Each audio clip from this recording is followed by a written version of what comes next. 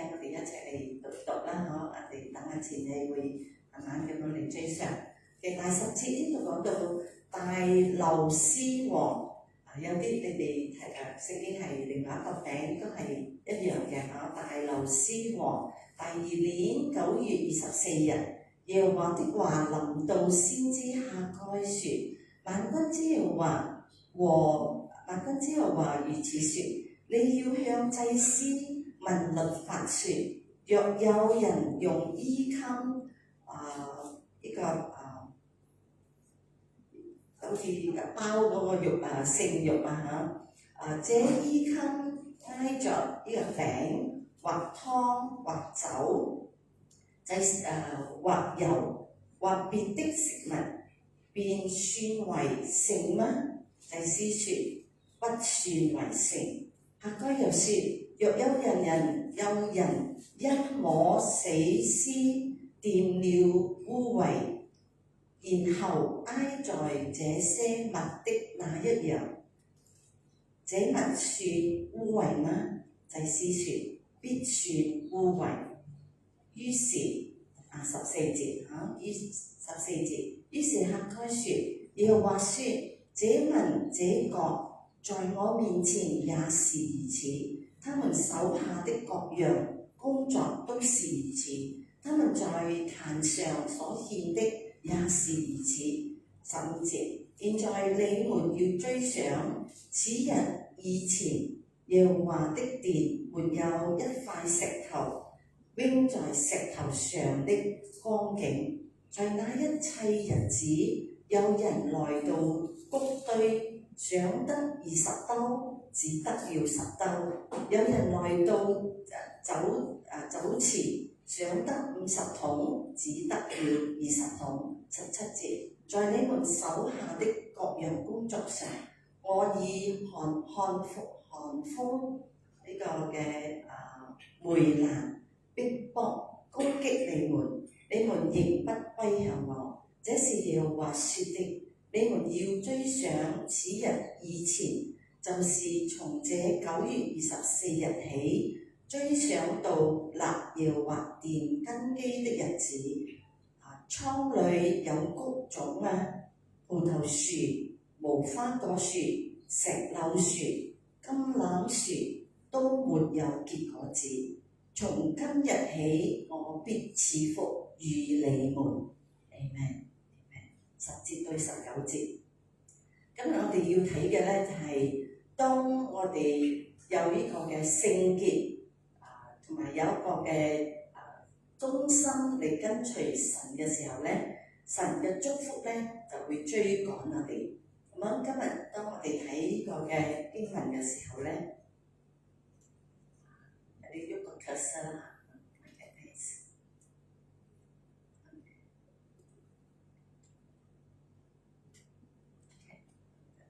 嗰個 cursor 喺嗰個 computer 嗰度。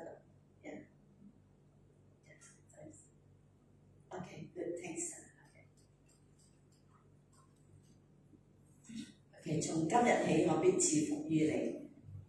今日嘅哈該書嘅嗰個信息咧，就係、請大家都記得啦，就係哈該書第2章10節到19節係強調聖潔。咩叫聖潔咧？英文叫 purity 聖潔。仲有咧嗰個約嘅與神嘅立嗰個約嘅嗰個忠心。當我哋有呢兩樣嘢嘅時候咧，聖潔同埋立約嗰個忠心嘅時候咧，就會帶嚟神嘅賜福啦，神嘅福氣。我相信我哋個個人都好中意得着神嘅福氣。冇人唔會講唔愛得着祝福嘅。12個祝福仲更加好啦，12個祝福我三晚都愛晒。咁今日當我哋要得着神嘅祝福，我哋要點樣做咧？首先咧，我哋睇到嗰個日期啦。哈該書咧就會俾我哋知道嗰個日期好清楚，佢好似係寫緊一個日記簿咁樣啊。咁佢就講到呢個大利烏王嘅，佢係第2年去做皇帝嘅時候，佢係波斯王嚟嘅，佢就批准嘅嗰啲以色列人咧、猶太人咧，從巴比倫咧翻到嚟佢哋嘅家鄉，所以就係藉著呢個皇帝咧，俾佢哋翻嚟嘅。當佢哋翻嚟到佢哋嘅家鄉嘅時候咧，佢哋就係開始搭嗰個聖殿，搭嗰個嘅嗰個位置係嗰個壇啦。但係當佢哋搭嗰個壇過後嘅時候咧，佢哋就面對好多嘅嗰啲周圍嗰啲人嘅攻擊咯。咁佢哋就停止啦。停止到幾耐啊？16年啊！佢哋冇搭嗰個聖殿，嗰個聖殿就荒涼咗啦。咁佢哋就好忙做佢哋嘅工作咯，搭佢哋自己間屋咯。咁神係唔係講佢哋搭佢哋嘅屋係唔啱？但係咧，佢哋忘記咗神嘅嗰個嘅聖殿。當神嘅聖殿未搭上嚟嘅時候咧，即是佢哋係冇放神嘅在佢哋嘅心中嘅第一位啦。佢哋淨係顧自佢哋自己嘅自己嘅私事啦，自己嘅事情啦，就忘記咗神啦。咁樣就喺呢個嘅日期咧，又話咧就再一次同哈該講啦，先知哈該講第一次記得喺第一章嘅時候咧，神同哈該先知同佢哋講你哋咧放神做第一位，你哋已經放錯咗嗰個嘅優先嘅地位啊！你放咗你自己嘅需要多過神嘅需要喺第一章嗰度啦。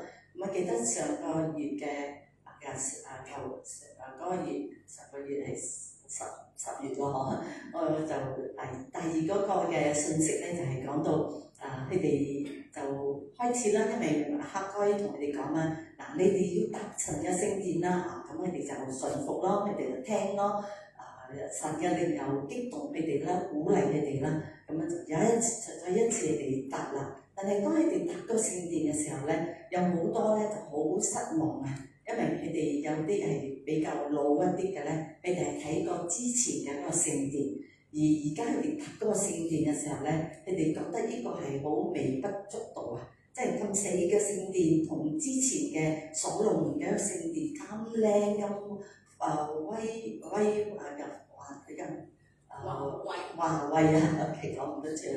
咁佢哋就喺度喊啊，有啲笑，有啲喊，咁樣哈該就先知咧就講啦，你要剛強壯膽，你要繼續做，就鼓勵嗰啲人繼續做，咁佢哋就繼續做啦，即是而家呢個第三個嘅一個信息咧，就係當佢哋開始做嘅時候啦。做嘅時候咧，3個禮拜咗啦，哈該先知就嚟又再講一個信息。神咧講呢個信息係乜嘢咧？佢就叫哈該問嗰啲嗰啲祭司係好熟律法嘅嘛，咁樣佢就問啦。11節你講，萬軍之耶和華如此說：你要向祭司問律法，若有人用衣襟呢個嘅兜食肉咧，這衣襟挨着餅或湯或酒或油或別的食物，便算為聖嗎？祭司說不算為聖。咁第一嘅神叫哈該先知問嗰啲祭司啦，祭司好熟嘅律法噶嘛。第一嘅咧就問啦，關於聖潔同污穢咩意思啦？咁樣就好似嗰個祭司佢攞咗嘅嗰個嘅獻上嗰個祭品啦，通常嘅祭司佢哋係獻上嗰個祭物俾神啊，呢係舊約聖經嚟嘅。當你獻上嗰個祭品嘅時候咧，佢哋有時係攞一啲嘅嗰啲肉啦，係攞翻去嚟食啦。咁樣當你獻上嗰個祭品俾神，你就攞擠落你嘅衫，呢係祭司，你嘅衫係咪聖潔？你嘅衫係聖潔。呢個肉係咪聖潔？係擠落去嘅衫嗰度包住啦，咁樣神咧就問，要哈該問嗰啲祭司，咁樣好似呢個祭司包住嗰啲聖肉，去咗去揩到乜嘢咧？揩到啲湯啊，揩到啲酒啊，揩到啲油啊，揩到啲嘢，會唔會呢啲嘢即係好似我個衫係聖潔㗎啦？呢個肉又係聖潔嘅，我揩到呢樣嘢，呢個樣嘢會唔會變咗聖潔咧？先知講唔會，唔係唔可以傳染咩？我嘅聖潔可以傳染俾另外一個人咩？咁樣呢個咧嗰個嘅答案就係聖潔唔可以傳言，聖潔唔可以傳言。就係嗰日我喺做嘅時候咧，另外一個嘅牧師朋友啦，我坐埋你嗰度啦，你咁夠高門，我都係攞到啲高門啦，你咁聖潔，我都係攞啲聖潔。我講唔係，聖潔唔可以傳言嘅。我哋慢慢聽啦嚇。聖潔唔可以傳言，咁係點樣咧？嗱，咁樣就哈該又再問佢嘅祭司啦。若有人因摸死屍驗了玷污活驗了污穢，然後挨着這些物的那一樣，這物算污穢嗎？祭司點樣答咧？必算污穢。即係好似一個人去摸咗個死屍啊，所以我哋唐人都有一個咁多嘅風俗，又唔得行埋去啦，又咩死人氣啦，又即係話好多嗰啲風俗啊，都係使到我哋好驚嘅咁。我啲祭司禮拜啊，唔得行埋去啊，唔得摸又咩，就係因為呢個係舊約聖經啦嚇。咁呢度就講啦，你摸到一個死屍，咁過後咧你就會玷污自己啦，你就會污穢，你就會邋遢啦嚇。咁樣呢個嘅個答案就係污穢係好容易蔓延，即係好似 COVID-19 咁咯。嗰個啲微菌啊可以傳染啊，聖潔唔可以傳染，污穢可以傳染，可以蔓延。即係上個舊年係咩一個阿伯，佢就成90幾歲啦，佢嘅親人咧就打電話同我哋講，佢而家佢入咗醫院，佢要接受耶穌，佢要洗禮啊！咁樣你哋可唔可以去個醫院嗰度為佢洗禮咧？咁我哋就去到佛地瑪醫院啦。去到佛地瑪醫院嘅時候咧，嗰啲醫生啊、護士啊，佢哋就講：我哋懷疑啊，佢有肺癆啊，佢有肺癆。嗱，你愛入去嘅時候啊，每一個人愛入去咧，戴帽啦、戴 mask 啦、口罩啦，着一件空中人嗰啲衫啦、白色衫啦、手套啦，包住晒，咁先至可以入去嚟探佢。咁樣就拍聲係呢一個入去啦，入去幫佢洗禮啦。所以我就覺得話呢個係一個嘅私人醫院啦，每一次護士入去就係換嗰衫。每一次醫生入去又換一個衫，話成沓嗰啲衫啊、口罩啊，話我講出院嘅時候唔知幾多錢啊。咁過後咧，因為肺癆係可以傳染嘛，係咪呵？咁樣或者係你出到嚟嘅啲衫又係掉晒氣，口罩掉晒，手套掉晒氣，因為污穢係容易蔓延，好似 COVID-19 好似 influenza 呢啲係可以傳染嘅。嗰下係冇肺癆。佢而家仲係活着，我哋幫佢洗咗禮，仲係活着，仲喺度揸車，仲喺度行街，哇！感謝主，冇嚟教會啦，咁呢個民數記咧19章11節就咁講啦，摸了人死屍的就必7天不潔淨，呢個係舊約聖經啦嚇。咁我哋基督徒咧係同樣嘅嗰個文化啦，大概有機會又聽日又講呢啲啦嚇，但係呢度咧就講到你摸咗個死屍咧就係會不聖潔啦，不潔淨啊。嗱咁樣呢個哈該先知咧，神叫佢咁嚟問嗰啲祭司咧，佢嘅意思就係愛俾嗰啲人知道佢哋都係一樣咁污穢於是哈該説，又話説這民這國在我面前也是如此，即是佢哋在各樣嘅佢哋手下各樣嘅工作又係污穢嘅，佢哋天上嘅壇上嘅嗰啲祭品又係污穢嘅。點解佢哋係污穢咧？就係因為佢哋冇放神做第一位，佢哋冇搭神嘅嗰個聖殿而佢哋係顧佢哋自己嘅享受，顧自己嘅需要。而放低咗神，離開咗神，所以佢哋獻上乜嘢嘅神都講係污穢。咁呢個嘅我哋學習一個功課就係、你內在的敬拜同埋服侍若冇一個清潔嘅心，係沒有意義嘅。即是我哋喺外表嘅嗰個嘅敬拜啦，外表我哋係虔誠，外表係讚美舉手，外表係好愛神，但係沒有一個清潔嘅心啊，即是神係睇個心，唔係睇嗰個外表咁樣係冇意思嘅，即係最重要係嗰個心入邊，就係耶穌曾經講過嗰啲法利賽人咧，佢哋係注重咩嘢咧？嗰個杯外出乾淨，入邊個杯罅斬冇出來，呢樣好似有啲嘅，佢哋屋企咧整到外邊乾淨好靚，又花園靚靚，但係入邊咧就污糟邋遢。OK，所以神咧唔係睇外表，耶穌就同嗰啲法利賽人講啦：你哋假冒為善啲人啊！以賽亞指着你們説的預言是不錯的。他說：這百姓用嘴唇尊敬我，心卻遠離我。他們將人的吩咐當作道理教導人，所以拜我也是枉然。即是耶穌講呢班嘅法利賽人，即是佢哋好注重宗教嘅，儀式嘅，律法嘅，佢哋注重呢啲什麼嘅係外表嘅啫。但係點樣咧？佢哋嘅嘴唇係讚美神，但係個心咧遠離神。就算點樣敬拜，點樣嚟代表嘅，點樣嚟虔誠，但係個心係遠離咗神咧。神講呢啲係枉然嘅。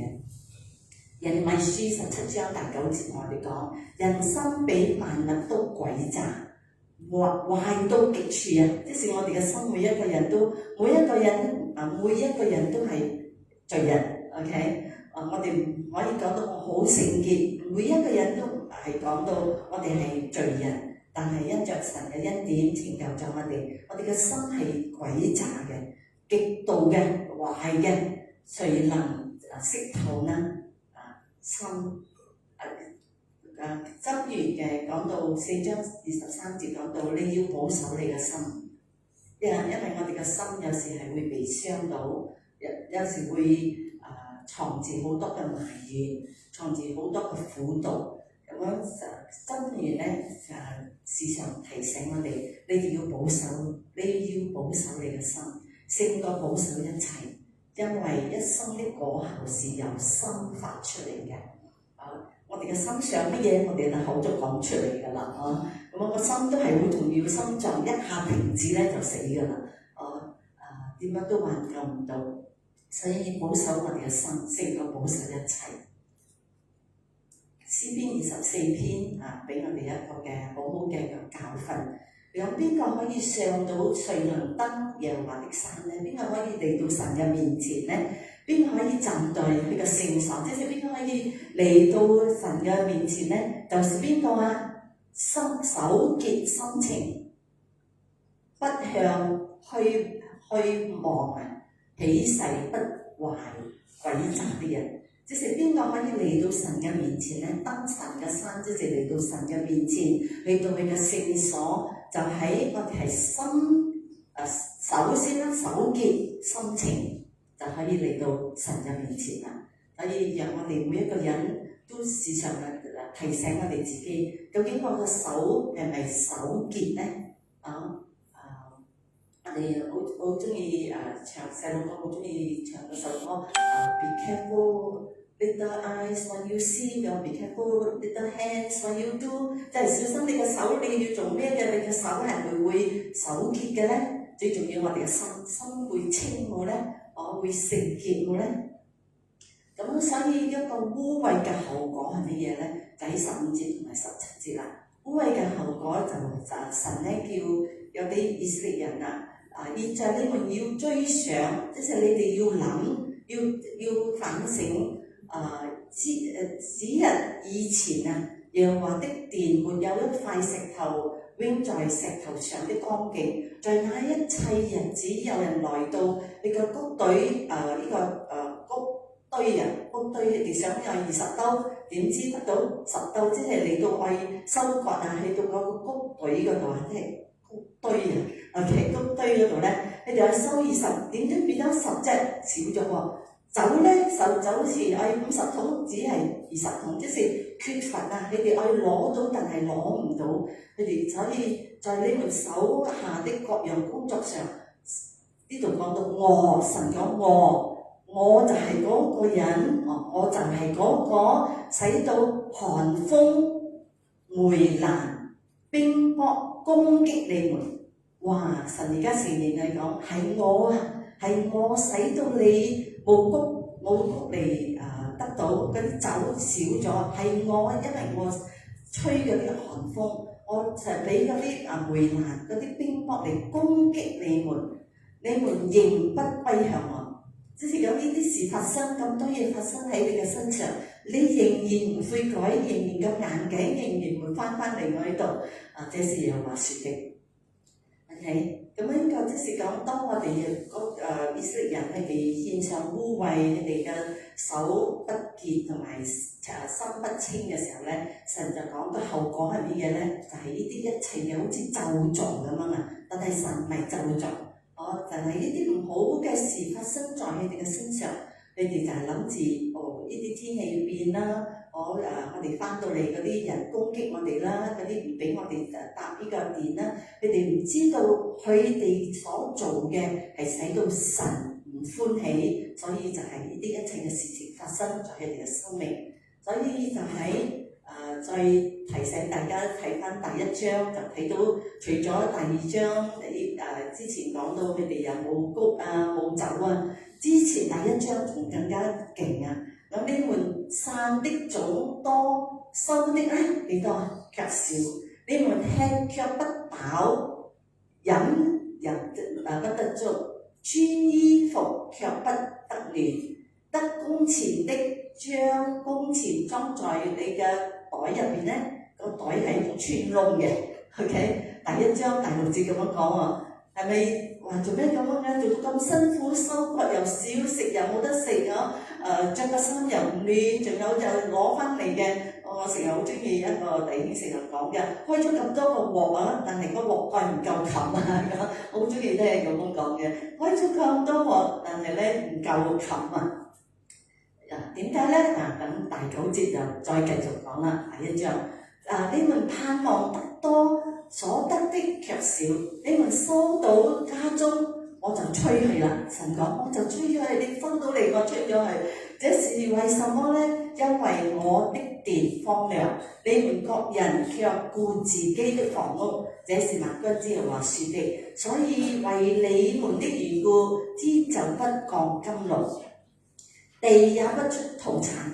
我命乾旱臨到地土，山岡、五穀、新酒和油，被地上的出產、人民牲畜以及人手一切勞碌得來的。呢啲一切嘅事情發生在佢哋嘅生命裏面，係神講我做嘅，我做嘅，我使到你哋得唔到呢啲一切嘅個豐收，係我做嘅。咁我哋就講做神啊，做乜你咁殘忍咧？呢班係你嘅子民喎，你好錫佢哋嘅喎，你好愛佢哋嘅喎。咁樣就係我哋知道神嘅管教嘅目的係要使我哋再一次復興。神嘅管教就好似一個爸爸管教佢嘅仔女咁樣，喺希伯來書第12章第5節到第6節講到你們又忘了又勸你們如同勸兒子的話說：我兒啊，你不可輕看主的管教。即是神管教我哋，係因為我哋係你嘅仔女。好似我哋唔係個仔女咧，唔會管教我哋，就白有你啦，有得你啦。你壞就壞啦，因為你唔係我仔女，我唔講你。但係當神講你係我嘅仔女，被他責備的時候也不可灰心。點解咧？因為主所愛的，他必管教，由鞭打凡所受壓的兒子。哇！鞭打有時我哋同神講：神啊，你唔好咁重啊！你管教我就快啲聽啦，快啲聽，快啲做啊！唔係咧，神咧就會鞭打。哇！真係神啊！我以為你好愛我哋嘅，做咩你仲係鞭打我哋咧？因為有時咧，神要我哋翻嚟，神要我哋翻嚟嘅身邊，係一就去愛我哋。一樣好似爸爸媽媽管教嘅兒女嘅，因為佢哋愛嘅兒女，唔愛嘅兒女咧，一定會出聲嘅，唔睬佢哋嘅，唔管教佢哋。所以個重點嘅啟示就係神管教佢嘅子民係要佢哋回轉歸向係神嘅管教係我哋再翻嚟神嘅身邊，再一次嘅翻嚟神嗰度。咁樣就而家就叫我哋追上啦。呢個哈該書嗰度講，你們要追上此日以前呢件事發生嘅，要 give careful thought。你就會睇到呢張經文咧3次，神叫我哋追上，要諗下，叫我哋諗下。因為我哋有時唔諗嘅，係啊，發生就發生啦，過去就過去啦，係咁樣就咁樣啦。但係神叫我哋追上，諗下，思想下，靜下嚟諗下呢啲事發生喺你嘅生命有咩嘅意思咧？我神又係要幫你講嘅説話係乜嘢咧？要思想，問神啊，你咁樣嘅管教我係為着乜嘢咧？做咩我所做到咁辛苦都得唔到嘅？點解咧？神你幫我講啦，咁神就會好親自嘅幫我哋講説話啦。咁神就一個嘅應許咯喎，個應許喺19節，你講倉裏有谷種嘛，葡萄樹嘛，無花果樹嘛，石榴樹嘛。橄欖樹嘛，都未結果子，即係同嗰啲班人講，嗱，你種咗嗰啲麥子啊，種咗入去啊，你睇唔到嘅嗰個收穫，你種咗入去，但係神講我必祝福你，我必賜福你，即是你睇唔到，而家你都睇唔到嗰個福氣，你種咗入去嘅啲葡萄樹啊，無花果，你點樣種晒入去喺入邊嘅地入邊嘅？但係神講我必賜福你，即係呢個係神嗰個應許，係冇忘記我哋，係永遠嘅係一個慈愛嘅神。咁我呢度咧就係睇到嗰個嘅哈該書嘅第2章10節到19節嘅嗰個信息就係聖潔。聖潔係咪喺外表嗰度聖潔咧？唔係，無論我哋係點樣嚟讚美敬拜啦，無論我哋點樣嚟侍奉神啦。做幾多嘢啦，討神歡喜啦，但係最重要嗰個心有唔有清心咧？有唔有潔淨嗰個心咧？嗰啲一切嘅污穢有唔有嘅攞走咧？就好似之前我哋守聖餐嘅時候，叫神攞走一切嘅罪惡、一切嘅污穢。咁我哋思想嘅要警醒，要思想，要嚟翻神嘅身邊。咁我哋有聖靈喺我哋嘅心中嘅，聖靈就會同我哋講啦，聖靈就會好憂傷嘅，好似我哋做咗一樣嘢，即係唔應該做嘅啦。聖靈喺入邊會同我哋講，你會好憂傷。你當你覺得好憂傷嘅時候咧，你就信啦，我做錯乜嘢啊？咁樣就有呢個嘅立約嘅嗰個嘅中心啦，係咩意思咧？呢度咧就係講到哈該書嘅嗰個總結啦嚇。總結就係第一咧，就係哈該書第2章10節到19節提醒我哋，神嘅賜福唔係自動嘅，神嘅賜福唔係自動嘅，係點樣嘅咧？來自一顆嘅清潔順服他的心，即係當我哋好清潔嘅心，因為邊個可以登神嘅山咧？除咗咧手潔心清嘅人可以登神嘅山嚟到佢嘅聖所，咁樣神嘅賜福就會嚟到，唔係自動嘅，不得咪的嘅，但係佢係會來自咩咧？來自我哋一顆嘅清潔嘅心，一個順服神嘅心。有時我哋係好牛㗎啦，冇願意聽㗎，直到咧第二咧點樣啊？神管教我哋啦，神管教係為着咩咧？挽回我哋。俾我哋翻嚟，不是為懲罰我哋，神唔係懲罰我哋，唔係咒詛我哋，但係佢個心係要挽回，俾我哋翻嚟。就係在神嘅管教裏邊咧，係俾我哋睇到神嘅恩典，堅定不移的愛同埋信神。呢個就係真係神係佢嘅恩典，係先嚟管教我哋。佢嘅愛係堅定不移嘅，唔會改嘅，永遠唔會離棄我哋嘅。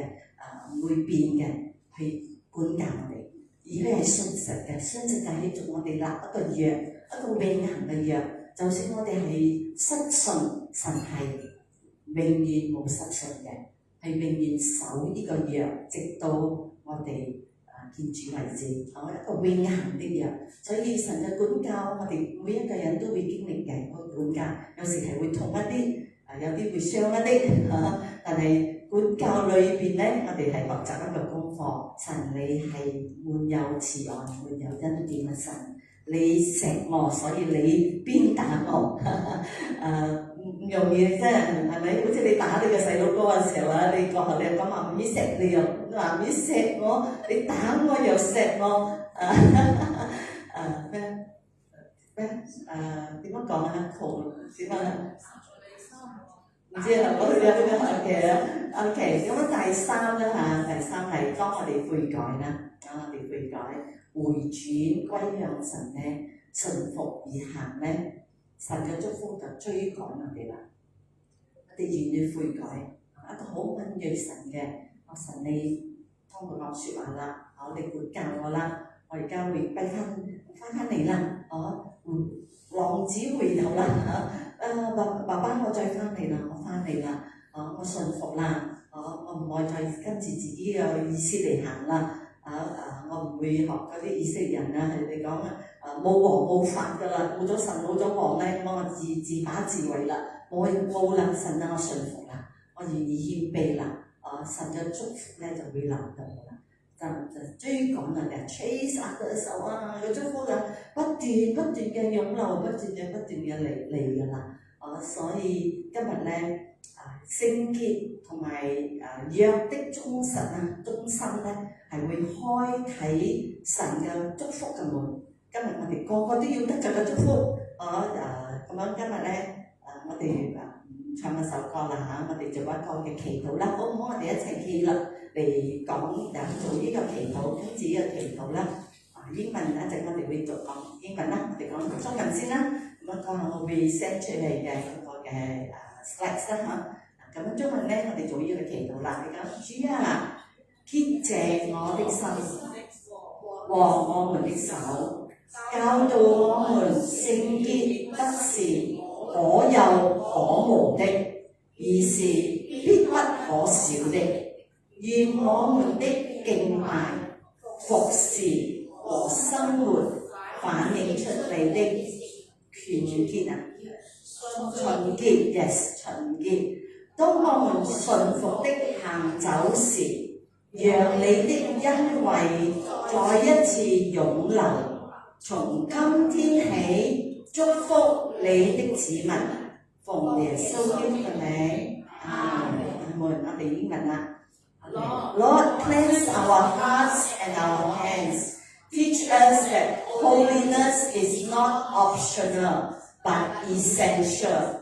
May our worship, our service, and our lives reflect your purity. And as we walk in obedience, let your favor flow again. From this day on, bless your people.In Jesus' name, Amen, Amen, Amen, Amen, Amen。我哋做個結束嘅祈禱，主讓我哋每一個人都順服，聽咗主你嘅話語，唔係淨係聽到，但係主我哋要行出呢個道理，行出在我哋嘅生命裏面，使到我哋成為一個嘅好嘅見證，在人嘅眼中嚟睇，佢哋係睇到耶穌基督嘅。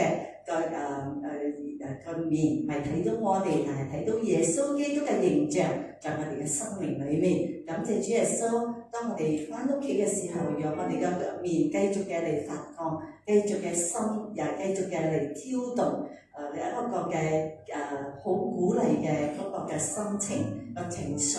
主啊，今日我哋有呢個食物嘅一個愛宴嘅時候，主俾我哋食咗歡喜快樂，身體健康。感謝主，咁樣祈禱，奉求主耶穌得勝嘅名求，阿們，阿們。